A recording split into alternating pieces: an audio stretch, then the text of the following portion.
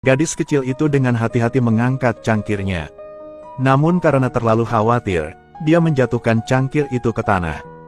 Tanpa sadar, gadis itu memandang ke arah wanita itu. Lalu segera tutupi kepala Anda dengan tangan.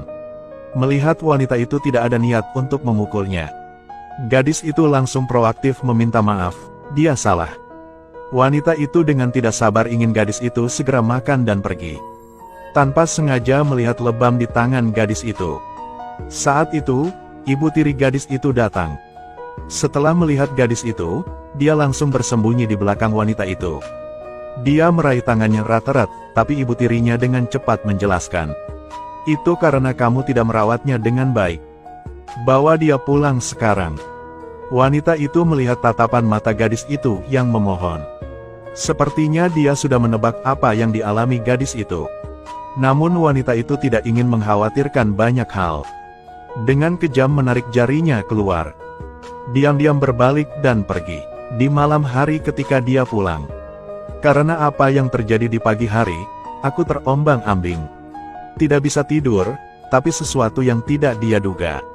Apa yang dialami gadis kecil itu ternyata jauh lebih buruk dari yang ia bayangkan. Nama gadis itu adalah Ji Eng. Gadis yang tidak punya tempat tinggal itu selalu dibuang ke toilet oleh ibu tirinya. Cinta ibu tiri pada Ji Eng sangatlah kejam. Jika dia membuka mulutnya, dia akan memukulnya. Terlebih lagi, setiap kali aku mengalahkan Ji Eng, mereka semua pergi ke gereja untuk bertobat. Hari itu, ibu tiriku keluar dari gereja, menerima pemberitahuan dari Departemen Jaminan Sosial. Dia mengetahui bahwa Departemen Kesejahteraan telah menghentikan tunjangan Ji Eng. Artinya, keluarga tersebut sedang membutuhkan. Anda juga harus membayar lebih untuk biaya hidup per orang. Setelah pulang ke rumah, dia memandangi suaminya yang tidak melakukan apa-apa sepanjang hari. Kamu hanya bisa pergi ke kamar mandi dan melampiaskan semua ketidakpuasanmu pada Ji Eng. Melihat wajahnya membuatku mual. Saat ini sang suami mengabaikan semuanya. Keesokan harinya baik Sang Ah bertemu Ji Eng lagi. Kali ini Ji Eng masih mengenakan pakaian tipis seperti dulu. Namun ada banyak luka di tubuhnya. Dia berlari dan melihat beberapa koin di tangan gadis itu. Dan ujung jarinya hancur. Air mata bertanya pada Ji Eng. Katakan padaku, apakah Mi Kiong, wanita itu, memukulmu? Bukan. Mendengar jawaban baik Sang Ah semakin memilukan.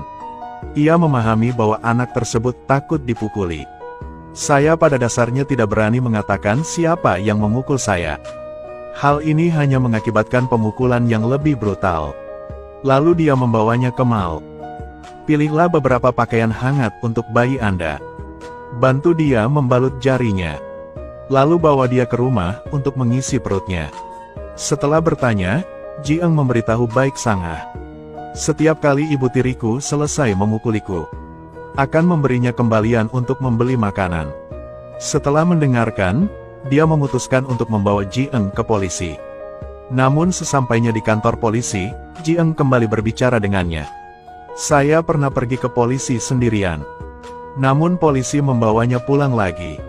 Sekadar peringatan untuk ayah dan ibu tiri. Pendidikan anak juga harus tepat. Akibatnya, setelah polisi pergi, saya dikurung di kamar mandi. Baik Sang Ah hanya bisa menyerah dalam hal ini. Lalu dia mengajak Ji Eng ke taman hiburan. Ji Eng selalu penasaran dengan hal-hal baru di sekitarnya. Tapi dia tidak memainkan apapun.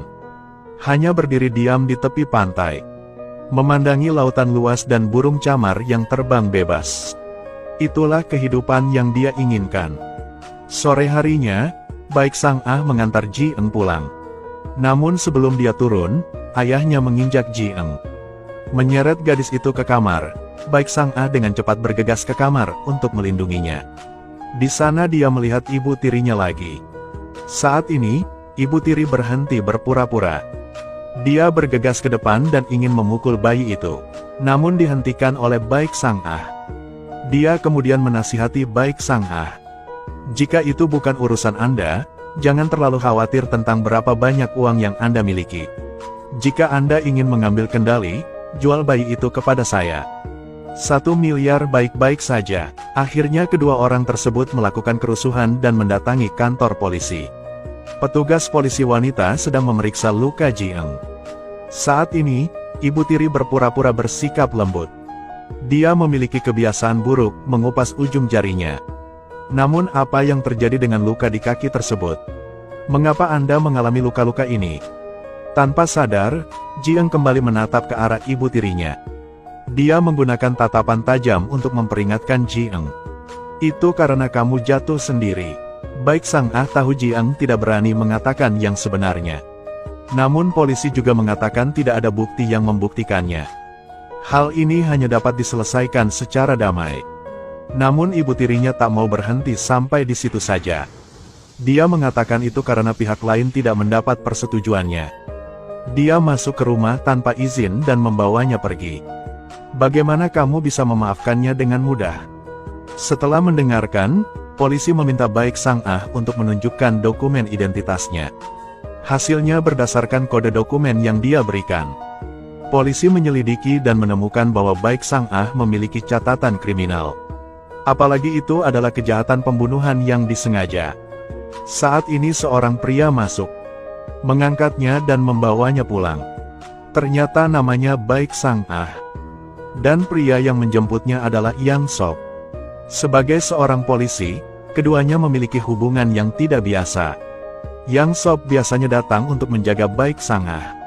Apalagi dia pernah melamarnya. Tapi Baik Sang Ah menolak. Dia dengan jelas memahami orang seperti apa dia. Tidak layak menjadi istri atau ibu orang lain. Akhirnya memutuskan untuk meninggalkan kota ini.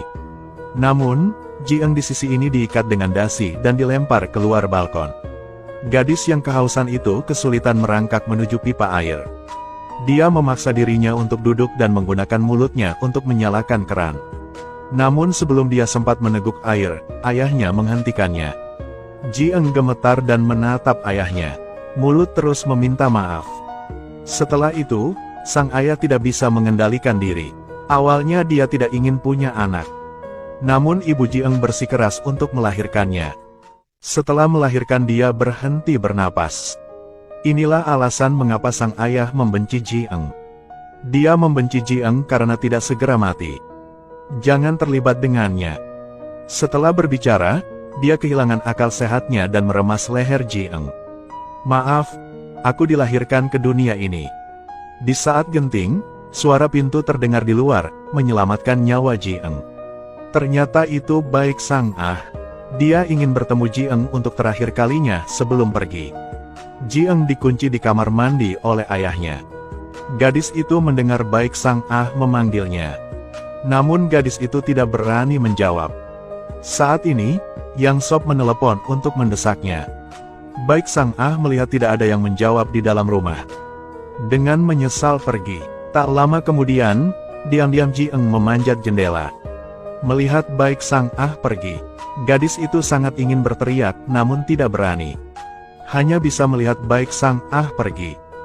Baik Sang Ah duduk di mobil Yang Sop dan pergi. Dalam perjalanan, semakin dia memikirkannya, semakin dia merasa salah. Jangan menunggu mobil melaju jauh. Dia menyuruh Yang Sop menghentikan mobilnya. Di sisi lain, Ji Eng ingin kabur dari rumah ini. Gadis itu dengan hati-hati keluar dari kamar. Hidup dan mati harus melekat erat di ambang jendela. Saat meronta, dia tidak sengaja terpeleset dan terjatuh. Tidak lama kemudian, Baik Sang Ah ditemukan di gang. Ji Eng menghadapinya dengan begitu tabah. Gadis itu belum pernah merasakan kasih sayang orang tuanya. Baik Sang Ah adalah satu-satunya orang yang peduli padanya, membuatnya merasa hangat. Baik Sang Ah berlinang air mata. Dia bergegas memeluk Ji Eng dengan erat. Saat ini dia merasakan tanggung jawab menjadi seorang ibu. Lalu dia mengantar Ji Eng ke hotel. Setelah mengisi ketel dengan air, Ji Eng berdiri di luar dengan wajah ketakutan. Gadis itu memiliki perasaan terhadap kamar mandi. Baik Sang Ah memahami ketakutan Ji Eng. Dia berbalik dan melepas pakaian renangnya bersama gadis itu. Baru saat itulah aku melihat bekas luka parah di punggung Baik Sang Ah. Itu dibuat oleh ayah Baik Sang Ah. Dia, seperti Ji Eng, adalah anak yang mengalami kekerasan dalam rumah tangga. Melihat Baik Sang Ah dalam situasi yang sama denganku, Ji Eng dengan lembut memeluknya. Aku juga akan melindungimu. Baik Sang Ah memutuskan untuk membawa Ji Eng dan meninggalkan kota ini. Dia pergi memanggil Yang Sop. Dialah orang yang paling ingin disyukuri oleh Baik Sang Ah. Baik Sang Ah merasa dia mengecewakannya. Tapi Yang Sop mengatakan kebenaran yang berbeda. 20 tahun yang lalu ayah Baik Sang Ah meninggalkan ibunya. Dan ibu saya juga menderita depresi karena itu. Sejak saat itu, ibunya selalu mabuk. Setiap kali dia mabuk, dia memukulinya. Begitulah asal-muasal luka di punggungnya. Setiap kali dia sadar, ibunya merasa sangat bersalah. Untuk menghindari menyakiti putriku lagi, dia secara aktif mencari polisi dan memintanya untuk ditangkap. Selama ini sang ibu sangat kesal dengan suaminya. Dibantai di sekujur tubuh Baik Sang Ah. Dia sama sekali tidak punya kendali atas dirinya sendiri. Tidak ada pilihan lain selain mengirim Baik Sang Ah ke Institut Pukloi.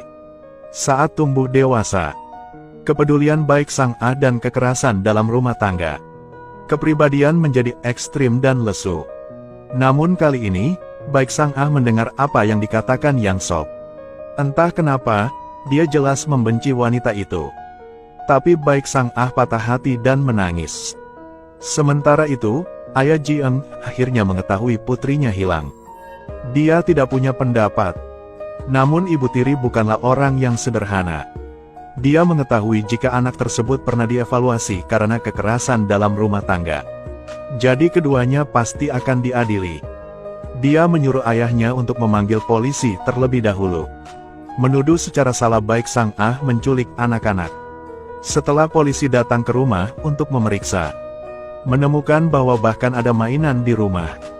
Pada dasarnya tidak ada anak-anak di sini. Polisi kembali menanyakan tinggi badan gadis itu.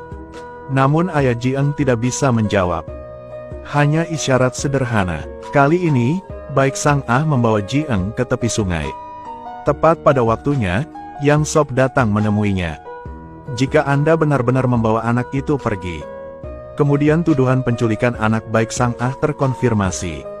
Yang Sop kemudian mengatur agar mereka berdua tinggal sementara di rumah saudara perempuannya. Sang kakak melihat luka di punggung Baik Sang Ah. Cepat tutup matamu. Tak terbayangkan bagaimana gadis kecil ini diperlakukan. Yang Sop berkata pada Baik Sang Ah. Sebelum ditemukan bukti adanya kekerasan dalam rumah tangga yang dilakukan orang tua anak, tetap di sini dengan patuh dan jangan pergi kemana-mana. Tapi Yang Sop menemukan ayah Ji Eng. Ketahuilah itu benar-benar dia. Melihat ayah Ji Eng adalah orang yang jelek, dia melaporkan hal tersebut terlebih dahulu. Hampir tak tertahankan rasanya ingin menghajarnya. Setelah seorang penduduk desa berkata, katakan padanya untuk mencari tahu apa yang terjadi. Orang bilang tadi malam mereka melihat seorang anak tergantung di dinding. Yang Sop segera menyelidiki dan menemukan bahwa itu ada dalam rekaman kamera di mobil orang. Benar saja, aku melihat Ji Eng melarikan diri. Saya bilang itu bukan penculikan. Melihat sang ayah menggendong binatang itu di luar. Karena marah, dia bergegas maju. Pihak lain masih ingin melarikan diri. Namun pada akhirnya, Yang Sop menendangnya hingga jatuh dan terbunuh. Yang Sop sebelum mengumpulkan foto luka Ji Eng, meletakkan semuanya di depan ayah Ji Eng. Ini akan menjadi bukti kuat untuk menghukumnya. Namun ibu tiri Ji Eng masih berada di luar hukum. Jadi Yang Sop mengatur agar rekan-rekannya berjaga di luar rumah saudara perempuannya. Namun karena gadis itu terlalu sibuk, rekan-rekannya mengabaikannya sejenak. Menyebabkan hilangnya anak tersebut, saat ini Baik Sang Ah membelikan obat untuk Ji Eng. Masih dalam perjalanan pulang. Setelah menerima kabar tersebut, Yang Sop segera memberitahunya. Di sisi lain, anak tersebut dibawa pergi oleh ibu tirinya. Wanita ini memiliki hati yang kejam. Karena demi menghapus dosanya, dia ingin membunuh Ji Eng. Momen penting Baik Sang Ah telah tiba tepat waktu. Hancurkan botol di kepalanya. Gendong Ji Eng ke dalam mobil. Untuk berjaga-jaga, buang kunci mobil. Tapi dia tidak memperhatikan. Ibu tiri Ji Eng sudah bangun. Lalu keduanya bertengkar. Dalam kekacauan itu, kepala ibu tirinya terbentur batu. Pingsan lagi, untuk menghindari masalah di masa depan. Baik Sang Ah memutuskan lebih baik melakukan kesalahan. Wanita ini juga perlu dibunuh. Untungnya, Yang Sop tiba tepat waktu untuk menghentikannya. Kedua orang jahat itu akan ditindak oleh hukum. Tidak perlu mempertaruhkan hidup Anda. Baik Sang Ah menjadi tenang dan pulang. Sosok kurus itu menunggunya di sana. Dia berjalan mendekat dan memegang tangan Ji Eng dan berkata, "Saya setuju untuk pergi bersama Anda."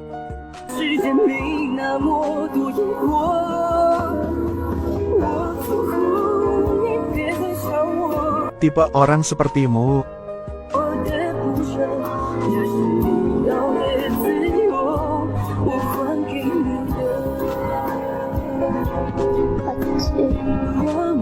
pergi dengan.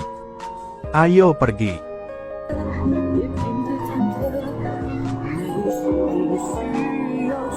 Hasil ayah dan ibu tiri Ji Eng diumumkan.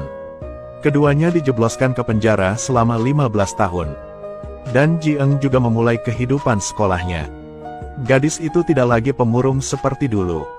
Kepolosan dan senyuman masa kecilnya kembali terlihat di wajahnya. Juga nyaman untuk bermain dengan teman. Namun dia masih sering duduk sendirian. Karena dia sedang menunggu seseorang. Hari ini, sekolah berakhir di gerbang sekolah Ji Eng. Melihat punggung yang sangat familiar. Dia tidak cantik sama sekali. Tapi dia lebih hangat pada Ji Eng dibandingkan siapapun.